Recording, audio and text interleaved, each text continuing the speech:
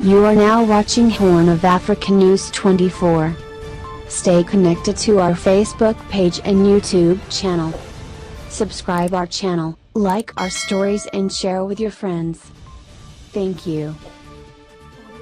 Jubaland President Sheikh Ahmed Madobe may have received a boost in his re-election bid after a statement by the UN cautioned against parallel electoral processes.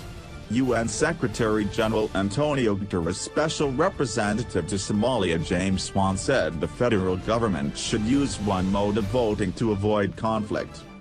We will continue to reiterate the need for a single, agreed process according to the Jubaland Constitution and consistent with the Federal Provisional Constitution, and the need to avoid interference or intimidation of any kind, the envoy wrote in an August 8 letter to Jubaland Electoral and Boundaries Commission Chairman Hamza Abdi Bar. Swan, also the UN Assistance Mission to Somalia, had said any division on the electoral process could cause instability in the region, which could potentially affect reforms in the entire country.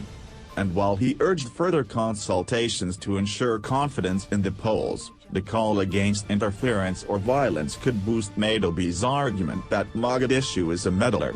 Swan said he was writing on behalf of UNSOM, the Intergovernmental Authority for Development, IGAD, Kenya, African Union Mission in Somalia, AMISOM, Austria, Belgium, Italy, Denmark, the European Union, the Netherlands, the UK and US, indicating the growing interest in the election.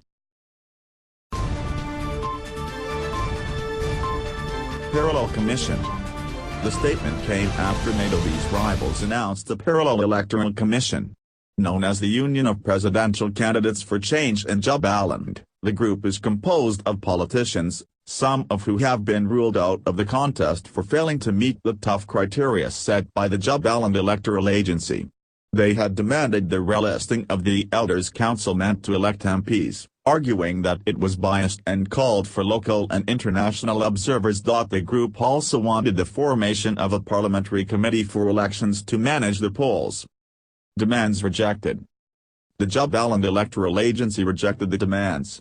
Omar Iri, the spokesman of the Jubaland Council of Elders, defended the list as genuine, refuting claims of the opposition group and the federal government in Mogadishu. These are the same elders who previously selected MPs for Jubaland and the federal government of Somalia, he said. The elders are supposed to select 3 nominees for the local parliament, after which the commission will get 1, each to fill the 75 slots. The MPs will then elect the president in a secret ballot between August 21 and 25.